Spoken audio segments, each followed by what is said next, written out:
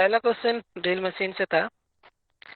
बोल रहा है कि the distance a drill moves into the work for each revolution out of the spindle called। ठीक है, ड्रिल का जो ड्रिल मूव करता है एक रेवोल्यूशन में, स्पिंडल का एक रेवोल्यूशन में ड्रिल जितना मूव करता है, ठीक है, उसको क्या कहा जाता है। सिर्फ ड्रिल नहीं, ये क्वेश्चन आप लोगों को हर एक मशीन के साथ रिलेटेड है। ठीक है, ये वन रेवोल्यूशन में टूल हो, ड्रिल बीट हो, ठीक है, या फिर कोई भी चीज हो, कितना एडवांस होता है, इसको एक पर्टिकुलर नाम है उस एडवांसमेंट का। ठीक है, तो उसको क्या कहा जाता है। यहाँ पर ड्रिल बोला गया है कि ड्रिल का बीट एक रेवोल्यूशन में कितना जो डिस्टेंस कवर करते हैं उसको क्या कहा जाता है।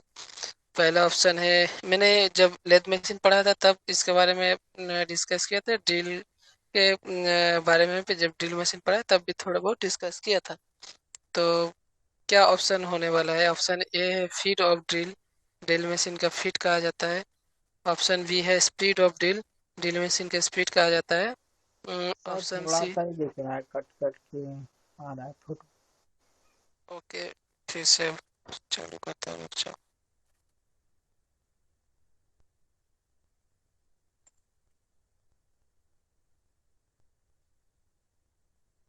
अभी ठीक ठीक है ना। तो चार ऑप्शन है, देखो, feed of drill, speed of drill, उसके बाद डेप्थ ऑफ ड्रिल, डेप्थ मतलब कितना ड्रिल जा रहा है, ठीक है, उसके बाद कटिंग स्पीड ऑफ ड्रिल। तो तुम लोगों को कौन सा लग रहा है, कौन सा ऑप्शन सही होने वाला है। है sir, feed of drill. Feed of drill, okay, right answer.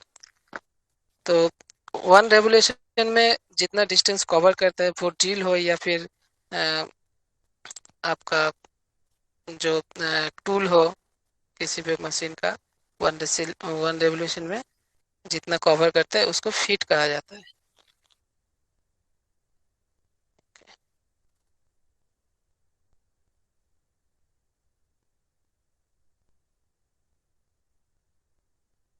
तो देखिए, which one of the following is used as a coolant while drilling plastics। अगर प्लास्टिक्स के ऊपर हम लोग ड्रिलिंग करेंगे तो तब कूलेंट के लिए, कूलेंट कूलेंट के बारे में पता है, कूलेंट क्या होता है। No sir. हाँ, तो कूलेंट वो चीज है जब हम लोग कोई भी मटेरियल ड्रिलिंग कर रहे हैं या फिर टूल से काट रहे हैं या फिर मशीनिंग कर रहे हैं कोई भी मटेरियल के ऊपर, तो मटेरियल के ऊपर जब भी हम लोग मशीनिंग करते हैं तो क्या होता है, थोड़ा बहुत हीट जनरेट होता है, ठीक है। अच्छा। हाँ, सुनाई दे रहा है हाँ ना। सर, हाँ हाँ, सर। तो थोड़ा बहुत हीट जनरेट होता है। उस हीट जनरेशन के, जब हीट जनरेशन होता है तो टूल में भी वो हीट जाता है। अब बहुत ज़्यादा हीट हो जाएगा तो टूल बार बार मशीनिंग होने पे टूल बहुत ज़्यादा हीट हो जाता है। उससे क्या होता है, टूल जो है वो खराब हो सकता है, ब्लंट हो सकता है या टूट भी सकता है। इसीलिए जो टूल या ड्रिल कुछ भी जो भी हम लोग यूज़ कर रहे हैं मशीनिंग के लिए, उस चीज़ को हम लोग ठंडा करने की कुछ चीज़ उसमें देते हैं, लाइक वाटर देते हैं या फिर दूसरा भी लिक्विड जो है, वो सब हम दे के मटेरियल को ठंडा करते हैं जब मशीनिंग कर रहे हैं। ठीक है, आप लोग ड्रिलिंग का अगर वीडियो देखेंगे यूट्यूब पे तो देखिएगा, तो जब ड्रिलिंग हो रहा है तब साइड से कुछ दिया जा रहा है जहाँ पर ड्रिलिंग हो रहा है। ठीक है, हाई प्रेशर जब ड्रिलिंग हो रहा है तो उसमें कुछ दिया जा रहा है ड्रिल बिट को ठंडा करने के लिए या ठंडा रखने के लिए ड्रिलिंग के टाइम में। तो इस तरह का मशीनिंग जब होता है उस टूल या ड्रिल को ठंडा करने के लिए जब कुछ दिया जाता है अलग से, तो उसको कूलेंट कहते हैं। ठीक है, समझ में आ रहा है ना, कूलेंट क्या है। जी सर। Yes sir. ओके, तो जब हम लोग प्लास्टिक का ड्रिलिंग करते हैं तब कौन सा कूलेंट यूज करते हैं, एक क्वेश्चन पूछा गया है। चार ऑप्शन दिया गया है इधर। वाटर दिया गया है, कंप्रेस्ड एयर दिया गया है, और सर्व कट 5 और सर्व सिंथ 2, ये दोनों कूलेंट का नाम है। ठीक है, तो इनमें से कौन सा लग रहा है कि सही है? ये जनरल नॉलेज का क्वेश्चन है, इसमें ज्यादा कुछ पढ़ना नहीं है। Sir sir compressor air. हाँ, कंप्रेस्ड एयर राइट आंसर। तो क्योंकि प्लास्टिक है, प्लास्टिक में हम लोग कोई मटेरियल से अगर ड्रिलिंग करते हैं तो प्लास्टिक के साथ मेटल का जब टकराव होता है तो उसमें ज़्यादा हीट जनरेट नहीं होता है, इसलिए वाटर या दूसरा कुछ हम लोग देते नहीं है। तो एयर से ही जो चिप्स निकलता है ड्रिलिंग के बाद उसको हटाते हैं, तो एयर ऑप्शन सही होगा। दिखाई दे रहा ना? सर सर छोटा हाफ हो ही गया है। दिख हाफ हो गया ना? जब भी लॉक हो रहा फोन ऑटोमेटिक लॉक हो जाता है ना, तब भी थोड़ा डिस्टर्ब होता है।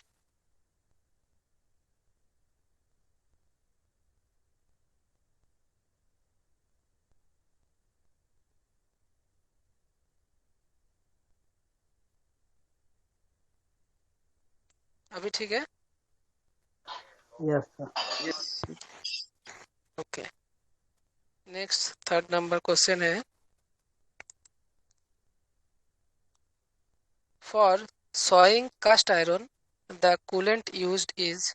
कास्ट आयरन के काटने के वक्त कास्ट आयरन के बारे में बताया था।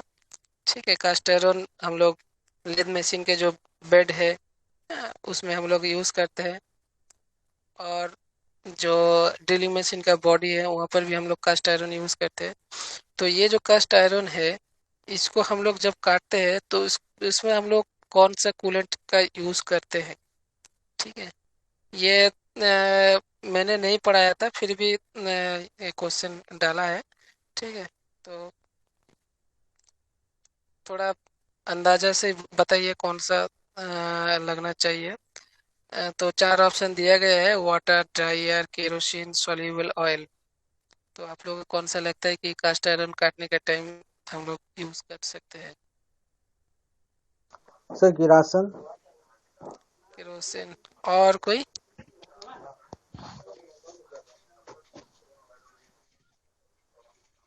ओके, तो केरोसिन नहीं होगा। ठीक है, ऑप्शन बी ड्राई एयर होगा। देखिए क्यों कास्ट आयरन के वक्त हम लोग ड्राई एयर को यूज करते हैं। कास्ट आयरन जो होता है, जब काटते हैं हम लोग कास्ट आयरन को, मतलब सौ से काटते हैं, तो जो चिप्स निकलता है ना कास्ट आयरन काटने के बाद, वो एकदम धूल जैसा होता है। ठीक है, एकदम धूल जैसे निकलता है जब काटते हैं आयरन को, वो कास्ट आयरन को। ठीक है, तो उसमें अगर वाटर या दूसरा कुछ देंगे तो वो सौ के जो ब्लेड है उसके साथ चिपक जाएगा, और उसमें उससे काटने में और ज़्यादा तकलीफ हो जाएगा। ठीक है, इसीलिए हम लोग एयर का यूज़ करते हैं कि कास्ट आयरन से जो ड्राई, मतलब जो धूल जैसा निकल रहा है काटने के वक्त, वो निकल जाए। Yes sir. Hello. Yes sir. Okay, तो बोल रहा था कास्ट आयरन के बारे में। तो कास्ट आयरन जो होता है उसमें धूल जैसा निकलता है, इसीलिए कास्ट आयरन को एयर से हटाया जाता है। और कास्ट आयरन सॉइंग के बाद ज़्यादा हीट जनरेट नहीं होता है।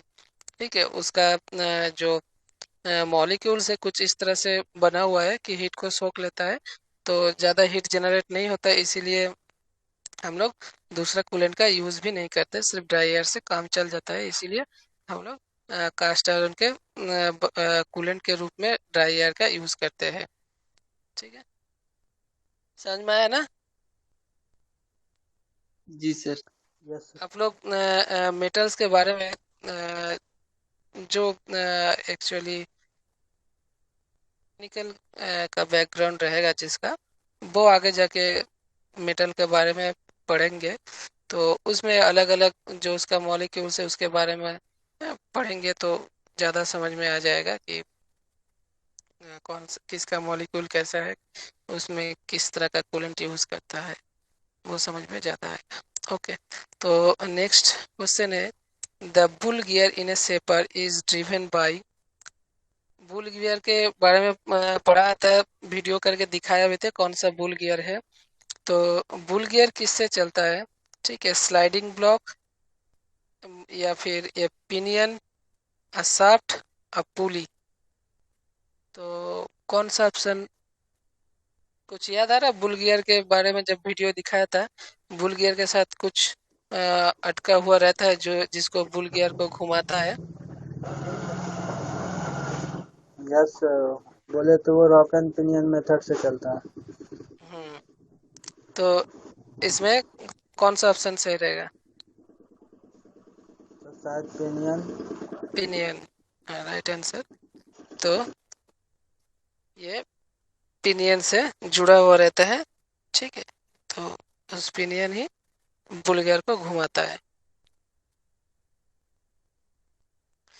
नेक्स्ट है, इन a shaper rotary motion is converted into reciprocating motion by means, जिसका मतलब जो रोटरी मोशन है वो रेसिप्रोकेटिंग मोशन यानी कि लीनियर मोशन में कन्वर्ट होता है।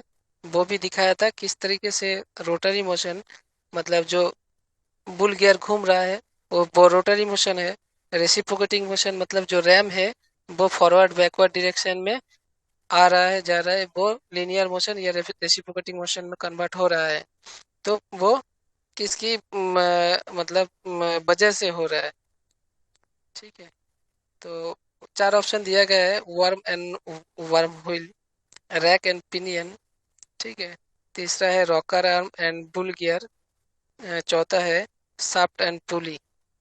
तो किसकी मदद से चलता है ये बोला गया है, ठीक है। तो बताइए कौन सा होगा?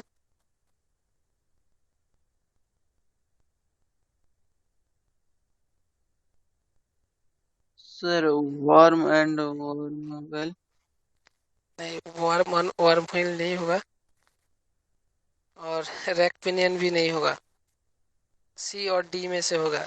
बताइए कौन सा सही रहेगा?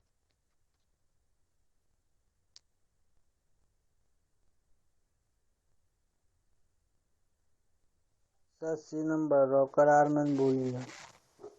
Right answer, rocker and bull gear. जो बुल गियर है, बुल गियर में रॉकर आर्म फंसा हुआ रहता है, ठीक है। बुल गियर जैसे ही घूमता है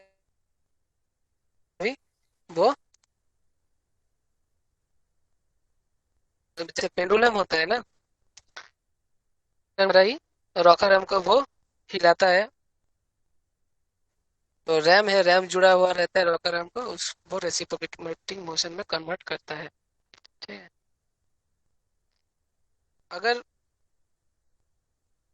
अभी ये चीज समझ में नहीं, यूट्यूब में जाके थोड़ा ये सर्च कर लेना कि बुल गियर मैकेनिज्म ये लिख के ना, तो उसमें एनिमेशन है यूट्यूब में, ठीक है, बुल गियर मैकेनिज्म का।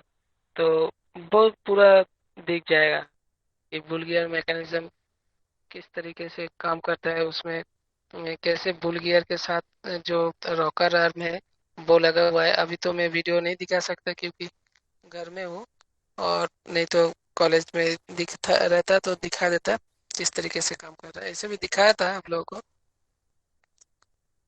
दिखाई दे रहा ना अभी? Yes sir.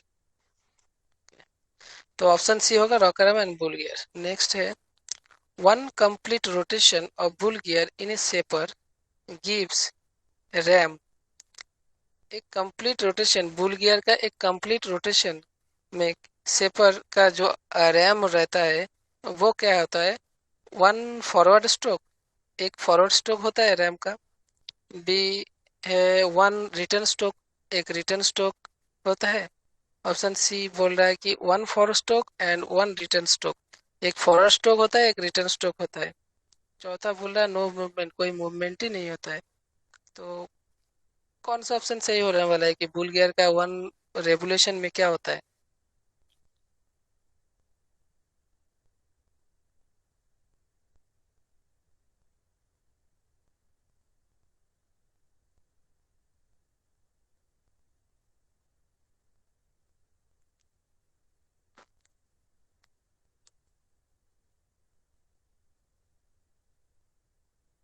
सर एक बार फिर से बोलिए, समझ। हाँ, जो सेपर मशीन है उसमें तो बुल गियर लगा हुआ है, बुल गियर के घूमने से जो रैम जो है आगे पीछे होता है।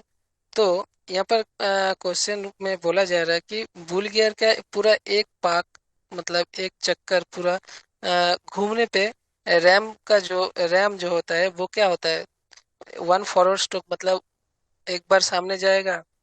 बी ऑप्शन पे बोल रहा है कि वन रिटर्न स्ट्रोक, एक बार पीछे आएगा। सी ऑप्शन में बोल रहा है one forward stroke and one return stroke, एक बार सामने जाएगा और एक बार पीछे आएगा। ऑप्शन डी बोल रहा है नो मूवमेंट, कोई मूवमेंट नहीं होगा। तो कौन सा ऑप्शन सही लग रहा है?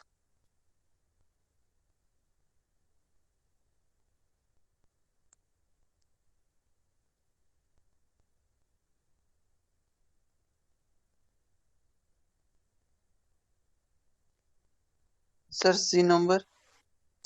Option C right answer. One for stroke, forward stroke and one return stroke. Forward के बाद स्ट्रोक नहीं है, one forward and one return stroke. तो एक बार सामने जाएगा और एक बार पीछे आएगा। भूल गियर के एक बार घूमने से ये होता है आर रैम के साथ। ओके, नेक्स्ट बोल रहा है कि quick return mechanism is provided on shaper to reduce the time required for. जो क्विक रिटर्न मैकेनिज्म हम लोग सेपर मशीन में देखते हैं, ठीक है, वो टाइम रिड्यूस करने के लिए दिया गया है। किसका टाइम रिड्यूस करने के लिए? फॉरवर्ड स्ट्रोक का, रिटर्न स्ट्रोक, या फिर बैकवर्ड स्ट्रोक भी कह सकते हैं इसको, रिटर्न स्ट्रोक का, फॉरवर्ड एंड रिटर्न स्ट्रोक का।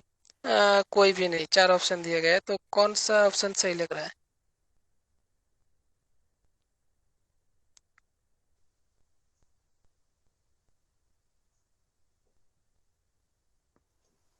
रिटर्न स्ट्रोक से। Return stroke right answer. Return stroke में कोई कटिंग नहीं होता है, ठीक है।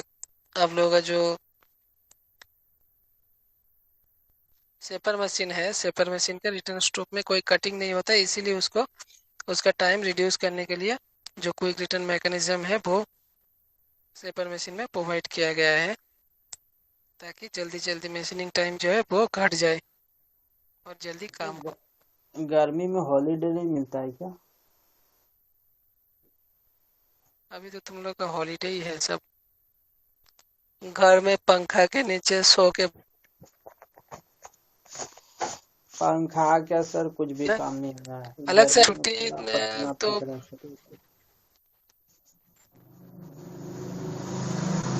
क्यों पंखा अभी लाइन नहीं है क्या उधर? सर इधर लाइन नहीं मिलता है उतना। हाँ, अच्छा, तो ये थोड़ा दिक्कत है तो हम लोग का उधर। जब वोट मांगने आएगा तब उसके बारे में बताना कि हम लोग का पूरा 24 घंटा लाइन चाहिए, तो वोट देंगे, नहीं तो नहीं देंगे। वो तो नहीं होता है सर, गांव है ना इसीलिए नहीं कम होता है देते ना, हैं। गांव है तो क्या हुआ, हम लोग का इधर भी गांव है, उधर भी तो ऐसा नहीं होता है कि 2 घंटा 4 घंटा या 8 घंटा देता है बाकी टाइम, ऐसा नहीं है, सब जगह बराबर देता है। लेकिन क्या सबको एकजुट होके बोलना पड़ेगा ना कि इधर लाइन, दो लाइन एकदम, मतलब 8 घंटा या 14 20 घंटा का चाहिए, तब जाके वोट देंगे, सब मिल के रहेगा तो हो जाएगा।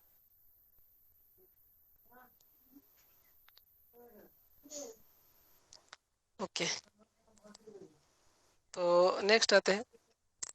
नेक्स्ट बोला गया कि the length of stroke of shaper RAM should be.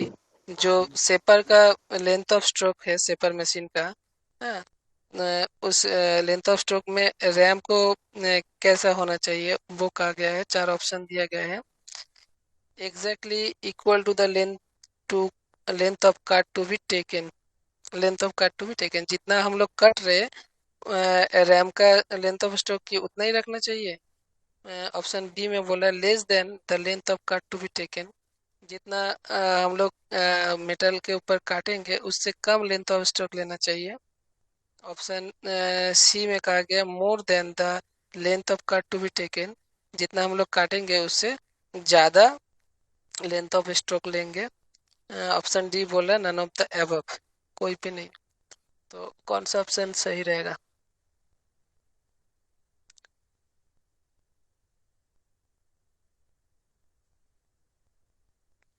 Length of stroke के बारे में पता है ना, मैंने दिखाया था लेंथ ऑफ स्ट्रोक बढ़ा के कमा के दिखाया था। और एक मेटल काटने के लिए प्रॉपर लेंथ ऑफ स्ट्रोक क्या है वो भी दिखाया था सेपर मशीन में।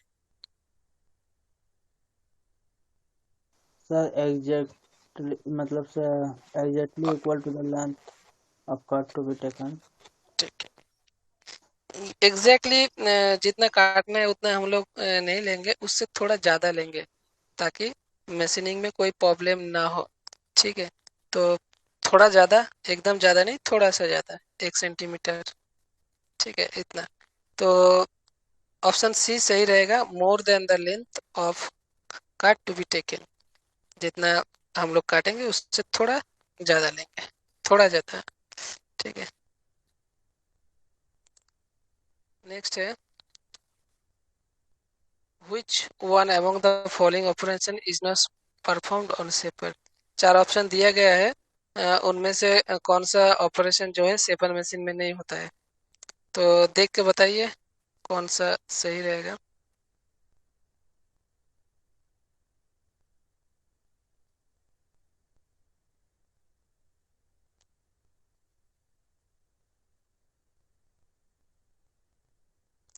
सब कोई है कि चल गया सब? है sir. Sir D number clapper box. D number, 9 number question हो रहा है। Oh sorry sir.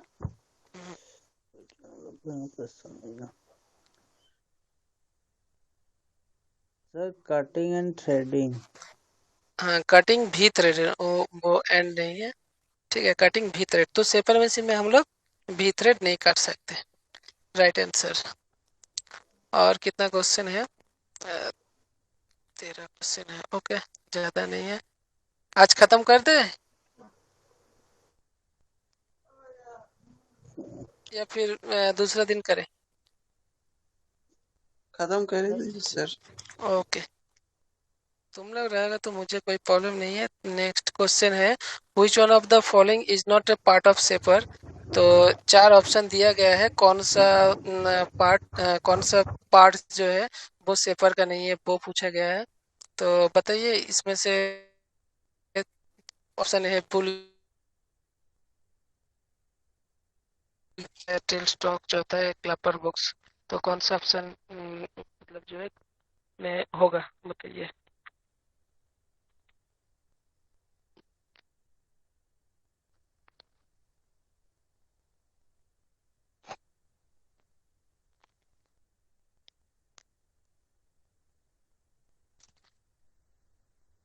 बोल गया तो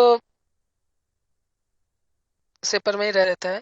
टेल स्टॉक हम लोग कहाँ पे देखे, कौन सा मशीन पे? हेलो। Yes sir. हाँ, तो टेल स्टॉक हम लोग कौन सा मशीन पे देखे? Sir tail stroke.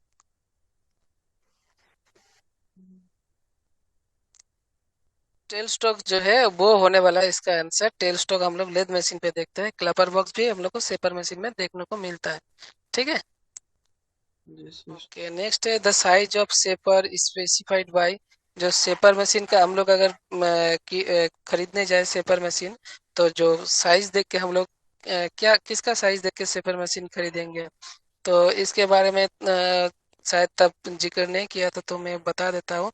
तो जो है लेंथ ऑफ स्ट्रोक जितना होता है ना, उसी के हिसाब से सेपर स्पेसिफाइड होता है। तो यहाँ पर ऑप्शन बी है कि मैक्सिमम लेंथ ऑफ स्ट्रोक, जो लेंथ ऑफ स्ट्रोक है उसका कितना जा रहा है वो देख के हम लोग सेपर का स्पेसिफिकेशन करते हैं कि कौन सा सेपर लेना है। ओके, नेक्स्ट है, which one among the following parts of the shaper support the table। Shaper machine का जो टेबल है जिसपे हम लोग भाइस लगा के जॉब को फिट करते हैं, ठीक है, वो वाला टेबल किसके सपोर्ट में रहते हैं? इसके बारे में भी जिक्र नहीं किया था तब जब पढ़ाया था, तो ये भी मैं बता दे रहा हूँ। पहले सेपर मशीन का बेस होता है, बेस के साथ जो है रैम कनेक्टर रहता है, बेस के साथ ही सैडल कनेक्टर रहता है, और सैडल के साथ जो है टेबल कनेक्टेड रहता है। ठीक है, तो टेबल जो है उसको सपोर्ट देने के लिए जो रहता है उसको सैडल कहते हैं। ठीक है, ऑप्शन सी इसका राइट आंसर होगा। नेक्स्ट है, when shaping a workpiece on shaper the length of stroke should be. ये वाला क्वेश्चन देखिए अगले वाला क्वेश्चन के साथ मिलता है। जब हम लोग शेपर मशीन में कोई वर्कपीस में काम कर रहे हैं तो लेंथ ऑफ स्ट्रोक क्या होना चाहिए? Equal to the width of the table, table के जो चौड़ाई है उसके साथ इक्वल होना चाहिए। Equal to the workpiece length, workpiece का जो लेंथ है उसके साथ इक्वल होना चाहिए। More than the work piece length, work piece जितना होगा उससे ज्यादा होना चाहिए। Less than the work piece जितना होगा उससे कम होना चाहिए। तो कौन सा ऑप्शन आप लोगों को लगता है सही है? Number sir, C number. C number right answer. More than the work piece length, जितना वर्क पीस होगा उससे थोड़ा ज्यादा होगा। ठीक है, थैंक यू।